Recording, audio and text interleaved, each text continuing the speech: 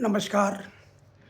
साहित्य काव्य धारा जयपुर के पवित्र पावन पटल पर आज पर्यावरण संतुलन की महती आवश्यकता विषय के अंतर्गत मैं संजय गुप्त आगरा उत्तर प्रदेश से अपने कुछ विचार रख रहा हूँ और यह विचार जल संरक्षण और नदियों की पवित्रता को लेकर के है और इसमें पर्यावरण की आवश्यकता बहुत ज़्यादा है।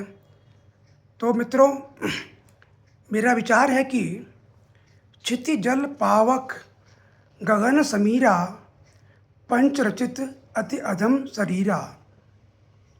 मर्यादा पुरुषोत्तम भगवान श्री राम के जीवन चरित्र पर आधारित महाकाव्य श्री रामचरित मानस में महान संत गोस्वामी तुलसीदास जी ने हमारे शरीर की संरचना में पृथ्वी, जल, अग्नि, आकाश और वायु पंच तत्वों का योगदान वर्णित किया है।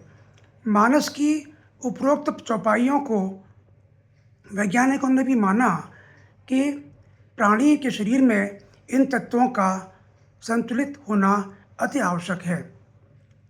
इन पंचतत्वों को ब्रह्मांड में व्याप्त लौकिक और पारलौकिक वस्तुओं का प्रत्यक्ष तथा अप्रत्यक्ष कारण और निवारण भी माना गया है। इन तत्वों में सबसे महत्वपूर्ण तत्व जल अर्थात पानी है। यहाँ जल से आशय जल से जुड़ी हर वस्तु से है। सृष्टि में जल प्रकृति की अनुपम देन है। एक अनुमान के अनुसार पृथ्वी का 71% भाग जल से ढका हुआ है। कुल जल का 1.6% पृथ्वी के नीचे और 0.001% वाष्प और बादलों के रूप में आकाश में रहता है। 97% जल की मात्रा समुद्र में रहती है, जो खारा होने के कारण पीने योग्य नहीं है। शेष 3% जल पीने योग्य है, जो 0.6% नदी, तालाबों और 2.4% ग्लेशियर में है। अर्थात 3% पेयजल में से मात्र 0.6% हमारे उपयोग के लिए है। एक अनुमान के अनुसार पृथ्वी पर 32 करोड़ 60 लाख खरब गैलन जल है, जो कभी कम नहीं होता। गर्मी में वाष्प में परिवर्तित हो बादल बनकर बरसता है और फिर तालाब नदियों से होता हुआ सागर में मिल जाता है। कम तापमान वाले पर्वतीय स्थानों पर बरसने वाला जल बर्फ में परिवर्तित हो जाता है। तापमान बढ़ने पर पिघलकर यही जल नदियों में आ जाता है।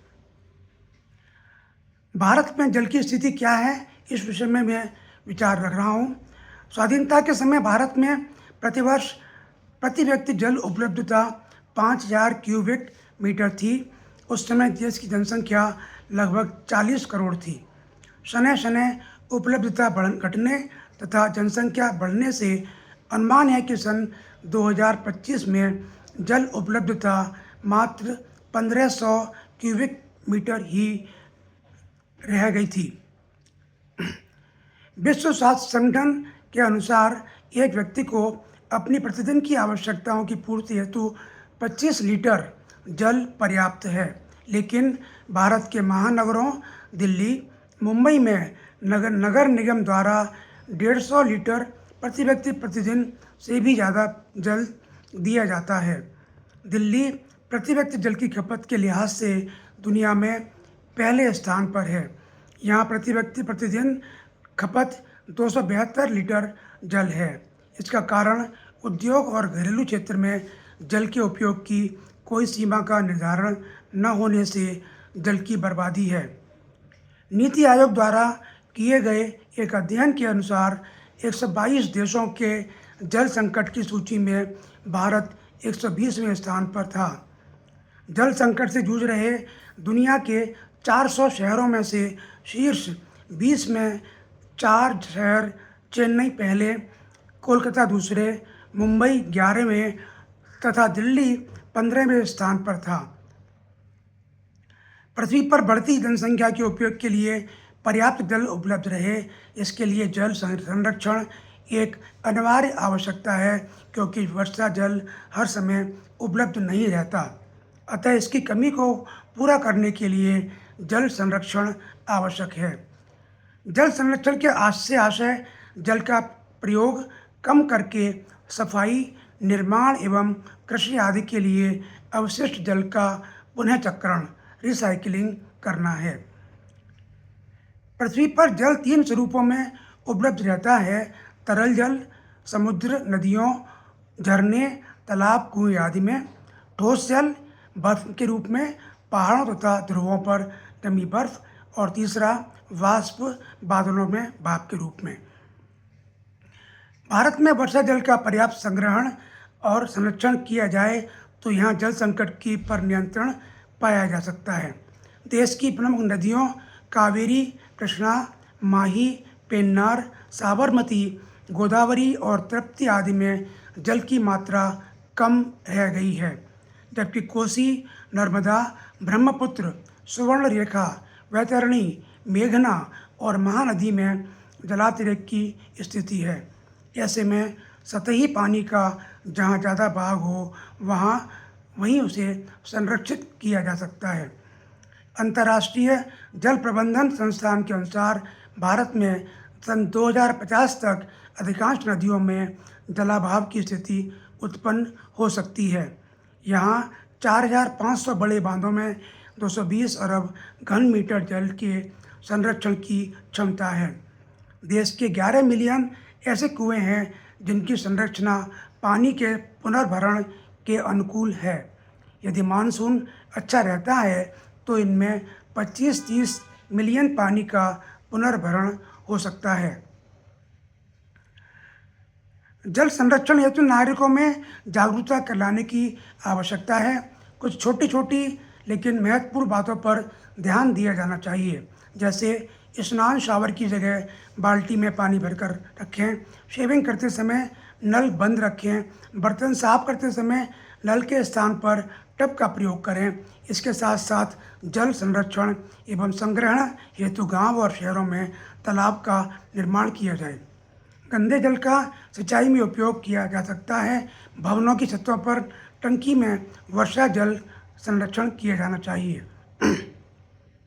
जल संरक्षण की आवश्यकता हमें किन कारणों से है? वे हैं जल का समुचित वितरण एवं उपयोग सुनिश्चित करना, शुद्ध जल की निरंतर हो रही कमी को पूरा करना और भावी पीढ़ियों के लिए जल की उपलब्धता सुनिश्चित करना। मित्रों, भारत में जल प्रदूषण सबसे बड़ी समस्या है। इसका मुख्य स्रोत है बिना ट्रीटमेंट किया सीवेज का पानी। इसके अलावा जल प्रदूषण के अन्य स्रोतों में खेतों में से आता गंदा पानी, छोटे और अनियंत्रित उद्योगों से आने वाला कूड़ा और केमिकल फेंकना, सामाजिक और धार्मिक रीति रिवाज जैसे पानी में शव को बहाने, नहाने, कचरा फेंकने आदि से हालात इतने गंभीर हैं कि भारत में कोई भी ऐसा जल स्रोत नहीं बचा है जो जरा भी प्रदूषित न हो। इन सभी स्रोतों पर नियंत्रण करना अत्यंत आवश्यक है। भूजल स्तर में आ रही गिरावट को रोकने के लिए वृक्षों के कटान को रोकना होगा और नए वृक्षारोपण किए जाने चाहिए। इससे जल स्तर में वृद्धि होगी और पर्यावरण संतुलन भी बना रहेगा। भारत की पवित्र नदियों को माता का स्थान दिया गया है, तभी तो गंगा मैया, यमुना मैया कहकर उनकी स्तुति भी की जाती है। श्री रामचरितमानस में एक और भगवान श्री राम कहते हैं कि गंग सकल मुद मंगल मूला, सब सुख करनि हरनि सब सूला। अर्थात गंगा जी समस्त आनंद मंगलों की मूल हैं। वे सब सुखों को करने वाली और सब पीड़ाओं को हरने वाली हैं।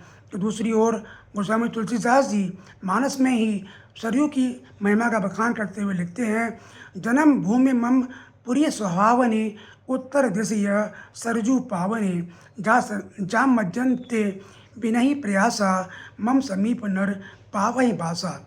यह सुहावनी अवधपुरी मेरी जन्मभूमि है। इसके उत्तर दिशा में जीवों को पवित्र करने वाली सरयू नदी बहती है, जिसमें स्नान करने से मनुष्य बिना ही परिश्रम किए मेरे निवास सामीप्य पा जाते हैं, ऐसा भगवान राम कहते हैं।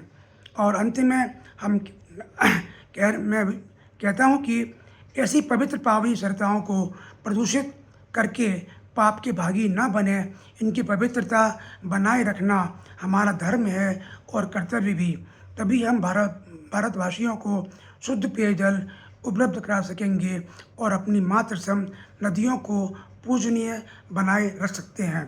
तो यह थी पर्यावरण की आज के समय में महती आवश्यकता। और यह पर्यावरण जल के क्षेत्र में जल प्रदूषण को रोकने के लिए हम कैसे कर सकते हैं, नदियों को कैसे पवित्र बनाए रख सकते हैं, यह मैंने आपके समक्ष अपने भाव रखे। बहुत बहुत धन्यवाद। पटल के संस्थापक आदरणीय श्रीयुत तेलंग जी का बहुत बहुत आभार, धन्यवाद। जय हिंद, जय भारत।